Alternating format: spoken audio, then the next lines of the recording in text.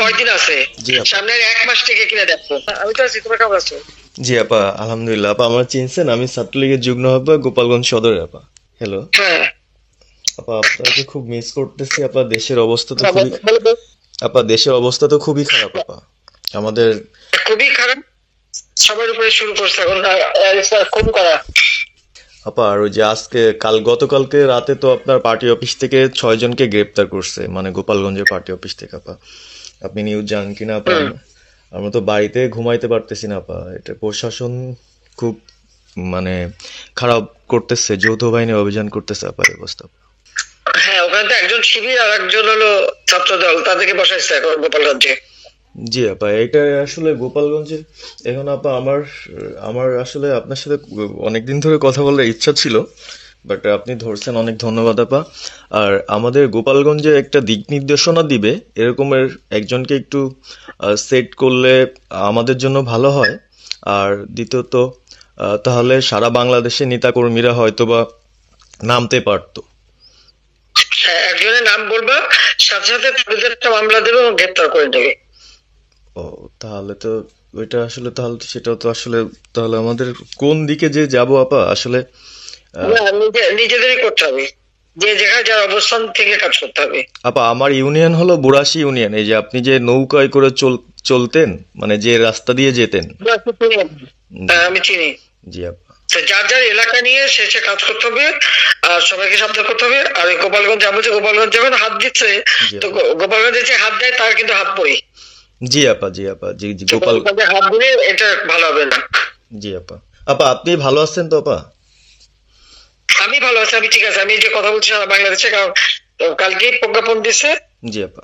NSI, RAB, DGF সবাইকে report, IGP ডেকে NS বলে দিছে, মানে আওয়ামী লীগ, আওয়ামী লীগের সাবেক এমপি, বর্তমান এমপি, ভবিষ্যতে এমপি হতে পারে, জি আপা।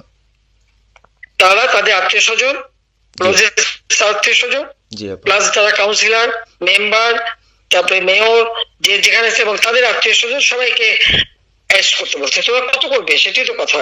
হ্যাঁ আপা, এখন আমরা, আমি কত করবে?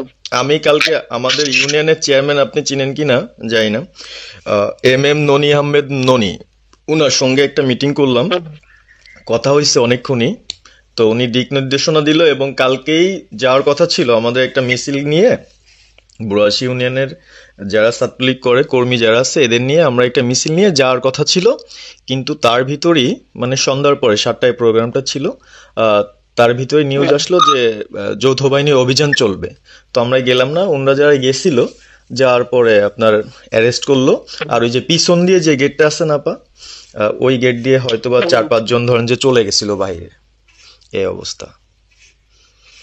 আর আমাদের যারা আসলে আমরা দলকে ভালোবাসি, আহ, আপনাকে ভালোবাসি, সংগঠনটাকে সুন্দরভাবে সচ্ছল রাখার চেষ্টা করতেছি, এদের খুব ডিস্টার্ব করতেছে খুবই। আপনার যেদিন জন্মদিন ছিল ওই দিন আমরা আমাদের ছোট ভাইদের দিয়ে, বঙ্গবন্ধু কলেজের ওদের দিয়ে আপনার অনুষ্ঠানটা ওরা করতেছিল, কেক কাটছিল, এর ভিতরে ওসি নিজে এসে ওদের কলার ধরলো।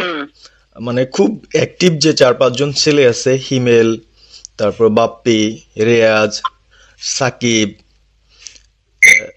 তারপরে সাব্বির, এরা বঙ্গবন্ধু কলেজের আসলে আহ, আমরা আমি ব্যক্তিগতভাবে যতটুক না করতে পারতেছি ওরা ততটুক করতেছে। এবং আমরা একটা মশাল মিছিলও করলাম সেদিনও আপনার। আর্মি আমাদের পরবর্তীতে ওদের বাসায় যে ঝামেলা করলো, আমি একদম সামনে ছিলাম, আমি আপনার ওই ছবিটা পাঠাইছি, আপনি দেখছেন হয়তোবা। আর প্রত্যেকটা মিছিল মিটিং ইনশাল্লাহ আপা থাকি, কিন্তু এলাকার এমন একটা পরিস্থিতি সৃষ্টি হচ্ছে, সেটা হলো আপনার 75 পরবর্তীতে যেভাবে মানুষজন ভয় পাচ্ছিল, সেই জিনিসটা আপা সবাই করতে চাচ্ছে, মানে জোর করে আসো আমাদের দলে যোগ দাও।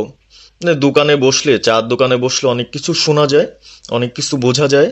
কিন্তু এখন আহ, আমাদের দরকার সারা বাংলাদেশে, মানে আমার ক্ষুদ্র জ্ঞান থেকে বলতেছি, সারা বাংলাদেশে যে একটা সংগঠনটা চালাবে, আপনি সভাপতি থাকবেন এবং ভারপ্রাপ্ত যদি কাউকে কোনো দেওয়া যায় যাকে ভালো মনে করেন, তাহলে আমাদের সারা 64 জেলা, জি আপা, দাঁড়াও একটু পাকা কথা এখন বলার সময় না।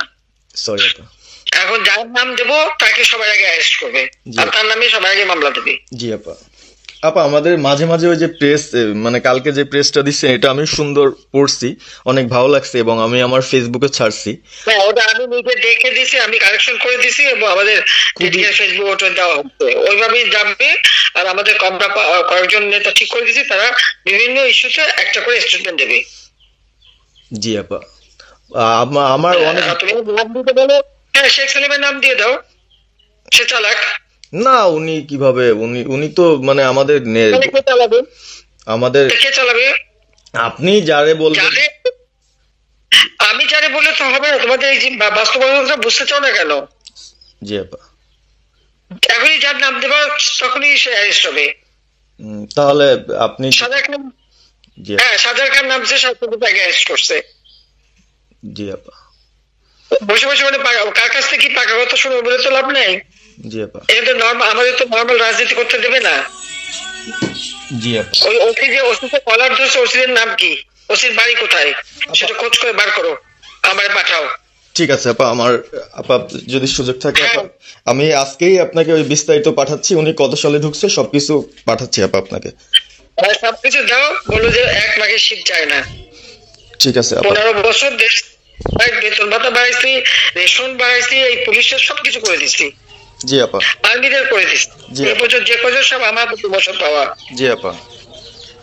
আর এখন একেবারে এই ওই সুদখোর ইউনূসের কথা শুনে লাফাচ্ছে, আর ওই জামাতের ওরা কয়দিন আছে, জি আপা। সামনের 1 মাস থেকে কিনে দেখো। জি আপা। জি আপা, দোয়া করেন আপা, আর আমি আপনাকে, 1 মাস আগে কিনে দেখো, তখনই আপনারা যারা বেশি বাড়াবাড়ি করেন কোথায় যাবেন সেটা বুঝে নিয়েন। জি আর এই তালিকা সব করে রাখো। আপা। আর যারা এই যে ঘর বাড়ি ভাঙা পোড়ানো, তাদেরকেও হিসাবটা নাম রাখো, এবার যেন ভুল না হয়, পরে এর চাচা, ওর মামা, ওর শ্বশুর, ওর শাশুড়ি, এইগুলি যেন না হয়। আপা। এবার গুনে গুনে গুনে গুনে হিসাব নেওয়া হবে। জি আপা। জি আপা। আমি গত 2001 কিচ্ছু বলিনি, আমি 2009 সরকার এসেও আমি ওসব কাউকে কিছু বলিনি, আমি দেশের উন্নয়ন করছি।